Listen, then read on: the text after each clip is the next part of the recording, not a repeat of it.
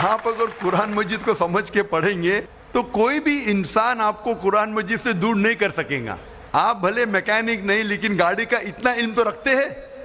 اسی طریقے سے اگر ہم قرآن مجید سمجھ کے پڑھے, اگر گاڑی خراب ہو جاتی ہے تو آپ جاتے میکینک کے پاس. اسی طریقے سے قرآن مجید پڑھتے پڑھتے کچھ مشکلات پیش آتی ہے تو پھر آپ عالم کے پاس جاؤ, اس ماہر کے پاس جاؤ اس فن میں جس میں آپ کو مشکل ہے. لیکن اس کا مطلب نہیں کہ آپ اس نواب کی طرح بیوقوف بن جائیں گے. لوگ اکثر مثال دیتے ہیں لوگ کو قرآن مجید سمجھنے سے روکنے کے لیے.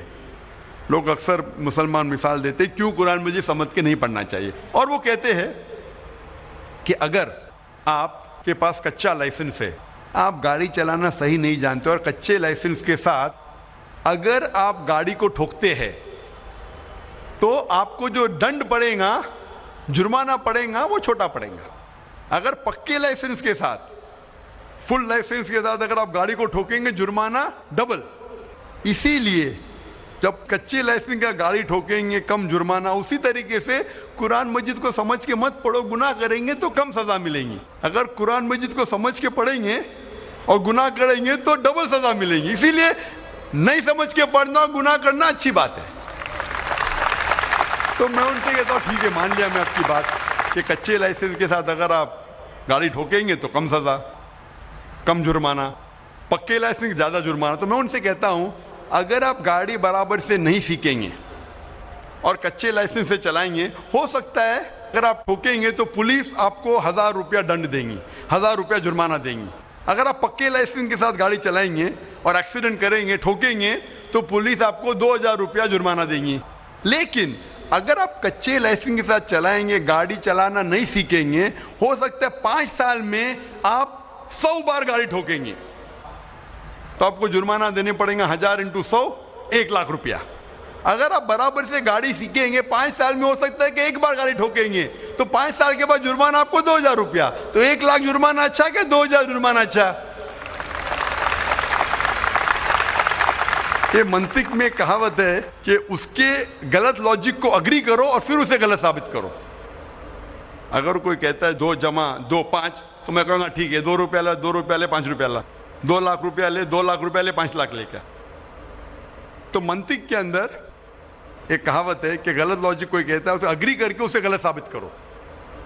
تو اگر آپ قرآن مجید نہیں سمجھ کے پڑھیں گے اور گناہ کریں گے, کئی گناہ کرتے رہیں گے, بھلے آپ کو آدھی سزا ملی.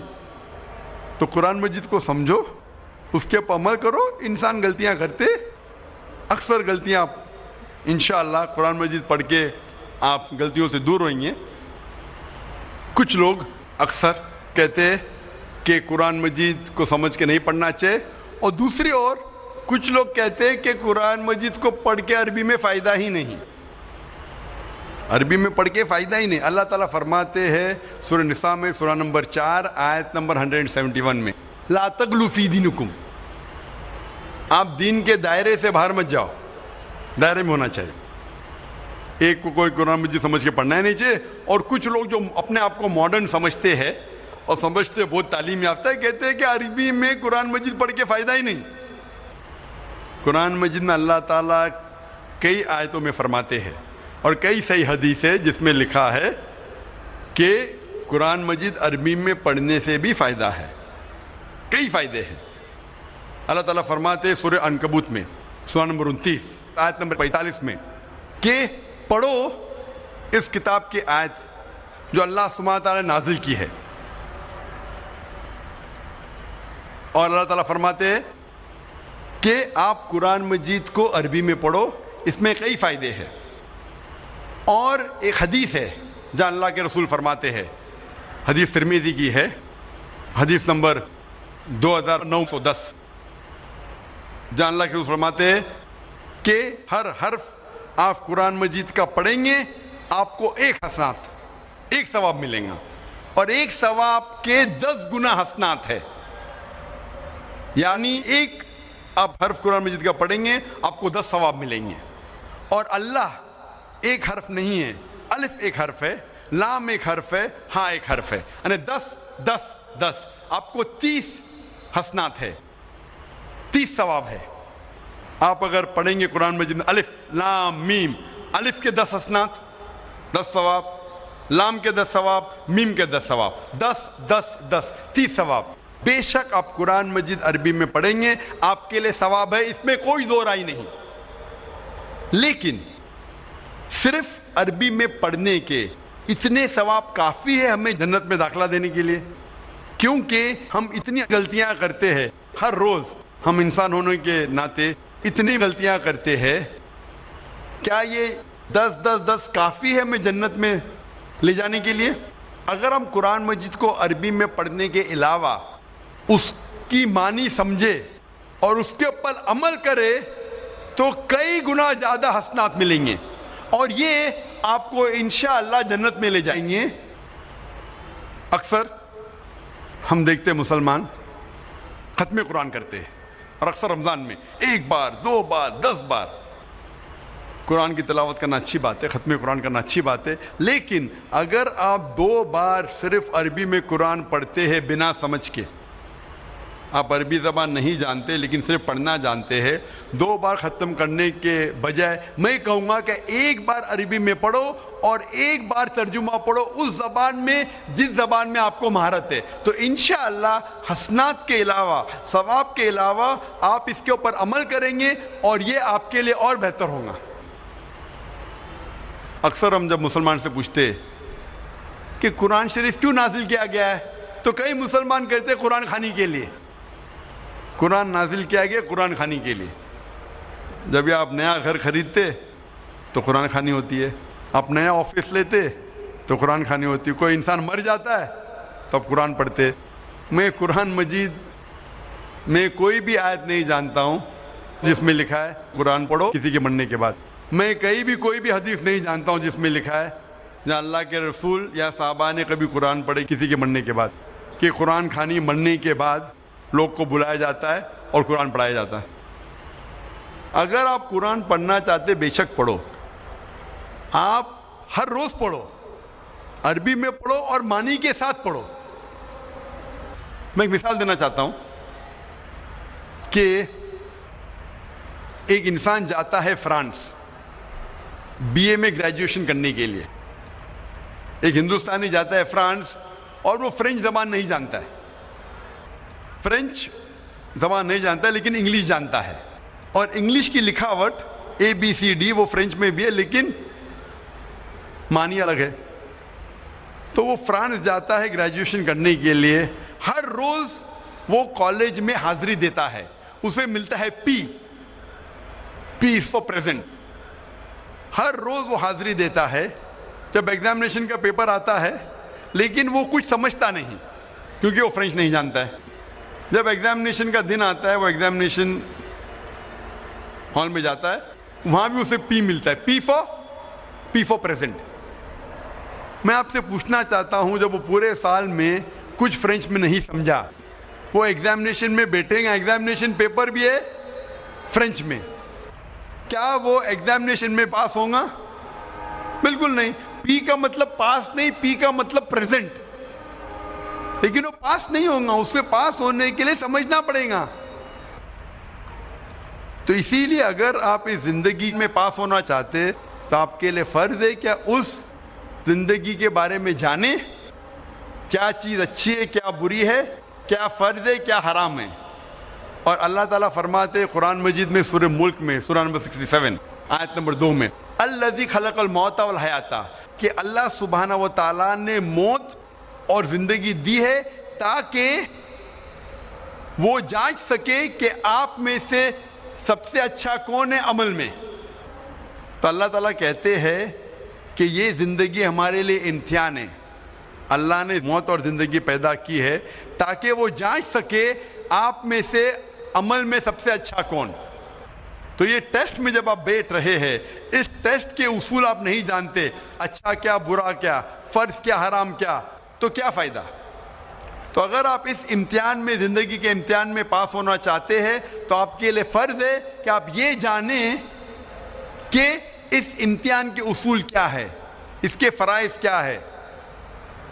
میں ایک مثال دینا چاہتا ہوں کہ اگر آپ کا ایک قریب دوست بمبئی سے آتا ہے کشن گنج میں آپ کو ملنے کے لیے, لیکن وہ انگریزی زبان میں مہارت رکھتا ہے میرے جیسا, اور وہ ٹوٹی پوٹی اردو بات کر لیتا ہے میرے جیسا. آپ کے ساتھ آتا ہے کشن گنج میں, 1 ہفتہ رہتا ہے, آپ کا قریب دوست ہے, 1 ہفتہ رہتا ہے اور آپ کا جگری یار ہے. 1 ہفتے بعد وہ واپس جاتا ہے, لیکن کیونکہ وہ اردو یا ہندی تھوڑی بہت بول لیتا تھا لیکن لکھنا نہیں آتا ہے, وہ بمبئی جا کے آپ کو خط لکھتا ہے انگریزی میں, اور انگریزی زبان آپ کو نہیں آتی. وہ خط جب آپ کو انگریزی میں لکھتا ہے, آپ کو انگریزی نہیں آتی, تو آپ کیا کریں گے؟ آپ یہ جاننے کی کوشش نہیں کریں گے کہ میرا جگری یار کیا کہہ رہا ہے اپنے خط میں, کوشش کریں گے کہ نہیں؟ آپ کیا کریں گے؟ اس خط کو لے کے جائیں گے ایسے انسان کے پاس جو انگریزی جانتا ہے, اس خط کا ترجمہ کر سکے گا. آپ جاننا چاہیں گے کہ میرے جگری یار نے, میرے قریب دوست نے خط میں کیا لکھا, تو یہ فرض نہیں کہ آپ جاننا چاہیں گے کہ ہمارے خالق, ہمارے رب اللہ سبحانہ و تعالیٰ نے اپنے آخری پیغام میں کیا پیغام دیا انسانوں کے لیے. آپ کو آخری پیغام کو ترجمہ کرنے کی ضرورت نہیں, کیونکہ اس کا ترجمہ ہو چکا ہے, اور الحمدللہ دنیا کی اہم زبانوں میں اس کا ترجمہ ہو چکا ہے. تو فرض نہیں ہے کہ آپ ترجمہ پڑھیں اپنے رب, اپنے خالق, اپنے اللہ سبحانہ و تعالیٰ کے آخری پیغام کا. ہم مسلمان الحمدللہ قرآن مجید کی عزت کرتے ہیں, لیکن اکثر لوگ اتنی عزت دیتے ہیں کہ قرآن مجید کے مین مقصد کو بھول جاتے ہیں. عزت دو لیکن قرآن مجید کے مقصد کو مت بھولو. ہم مسلمان قرآن مجید کو ایک اونچے شیلف پہ رکھتے ہیں, اپنی الماری کے سب سے اونچے شیلف پہ رکھیں گے, اتنے اونچے شیلف پہ کہ آپ کو سٹول لینے پڑیں گا, اور قرآن مجید کو پھر رکھتے اوپر کہ اتارنے کے لیے اس کو مشکل ہو جائے. قرآن مجید ایک ہدایت کی کتاب ہے, ایک گائیڈ ہے. آپ اگر گائیڈ ہر روز جو پڑھی جانے والی کتاب ہے اس کو اتنے اونچائی پہ نہیں رکھیں گے کہ اس کو نکالنا مشکل پڑے, ایسے جگہ پہ رکھیں گے جہاں سے نکالنا آسان ہے. ہم مسلمان قرآن مجید کو مخمل کے کپڑے میں باندھتے ہیں, اور اتنا ٹائٹ باندھتے ہیں کہ کھولنے کے لیے 5 منٹ لگتا ہے, اور اگر بند کرنے پڑے وہ مخمل کے کپڑے میں باندھنے کے اور 5 منٹ لگیں گا. تو اگر آپ کے پاس 10 منٹ ہے تو آپ سوچیں گے 10 منٹ میں قرآن کیا پڑھنے کا, 5 منٹ تو کھولنے کے لیے لگے گا, 5 منٹ باندھنے کے لیے تو چھوڑو بھی نہیں پڑیں گے. قرآن مجید کو عزت دو, قرآن مجید کا احترام کرو, لیکن اتنا مت کرو کہ مقصد ہی فوت ہو جائے. عزت دو, اونچائی پہ رکھو, پر اتنی اونچائی پہ نہیں کہ نکالنا مشکل پڑے. اس کو محفوظ رکھو, لیکن اتنا ٹائٹ مت باندھو کہ کھولنا مشکل پڑے اور بند کرنا مشکل پڑے. ہم قرآن مجید کو ہاتھ لگانے کے لیے 1000 چیز سوچتے ہیں, جیسے وہ RDX بم ہے. قرآن مجید کو ہاتھ لگانے کے پہلے ہم سوچتے ہیں کہ میں جوتے میں ہوں تو قرآن مجید کو ہاتھ لگا سکتا ہوں کہ نہیں, میں کھڑا ہوں تو قرآن مجید کو پکڑ سکتا ہوں کہ نہیں, میں ٹریول کر رہا ہوں, میں سفر کر رہا ہوں, قرآن مجید کو ہاتھ لگا سکتا ہوں کہ نہیں, کیا میں سفر میں پڑھ سکتا ہوں کہ نہیں, کیا میں جدھر کام کر رہا ہوں ادھر پڑھ سکتا ہوں کہ نہیں, کیا میں جوتے کے ساتھ ہاتھ لگا سکتا ہوں کہ نہیں. ہم 1000 سوالات پوچھتے ہیں قرآن مجید کو ہاتھ لگانے کے پہلے, جیسے وہ RDX بم ہے. قرآن مجید ہمارے زندگی کی ہدایت کی کتاب ہے. وہ ایسی کتاب ہے جو روز پڑھے جانے والی کتاب ہے, اور کہیں نہیں لکھا ہے کہ ہم جوتے کی حالت میں قرآن مجید کو نہیں پکڑ سکتے, ہم کبھی سفر کر رہے تو قرآن مجید کو نہیں پڑھ سکتے. ہمارے اتنے خود کے شرائط ہے کہ یہ ہمیں قرآن مجید کو پڑھنے سے روکتے ہیں. یہ ہمارے بنائے ہوئے شرائط ہے جو قرآن مجید کو پڑھنے سے روکتے ہیں. یہ ہدایت کی کتاب ہے, اسے روز پڑھو. آپ جب عرب ممالک جائیں گے, آپ دیکھیں گے عرب جب مسجد میں آتے ہیں نماز پڑھنے کے لیے, اور اگر چند منٹ باقی ہے, 10 منٹ باقی ہے, تو ضائع نہیں کرتے. کیا کرتے؟ فوراً قرآن مجید کو لیتے اور پڑھنے لگتے ہیں. جب اقامت ہو جاتی ہے قرآن مجید کو رکھ کے نماز پڑھنے لگتے. ہماری مسجد میں بھی آپ دیکھیں گے چند لوگ قرآن مجید پڑھتے ہیں, لیکن صرف سب سے پہلی صف میں, اول صف میں. دوسری صف میں آپ دیکھیں گے نہیں. کیوں؟ دوسری صف میں اگر کوئی قرآن مجید پڑھے گا تو کوئی آ کے ٹوکے گا, اس کی پیٹھ قرآن مجید پہ حرام. آپ قرآن مجید کو پیٹھ نہیں دکھا سکتے.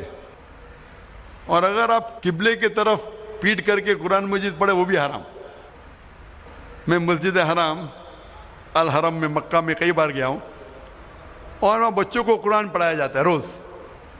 دیکھا میں استاد کا منہ قبلے کی طرف اور سب بچے استاد کو دیکھ کے پڑھ رہے. کدھر بھی نہیں لکھا ہے کہ کعبہ کو پیٹ کر کے قرآن مجید نہیں پڑھ سکتے. اور اکثر لوگ جب بیٹھتے قرآن مجید پڑھنے کے لیے تو صف میں بیٹھے رہتے, ان کی پیٹ قرآن مجید کی طرف ہے. یہ ہمارے خود کے بنائے ہوئے شرائط لگاتے قرآن مجید پڑھنے کے لیے, خود کے شرائط جو قرآن مجید کا مقصد فوت ہو جاتا ہے.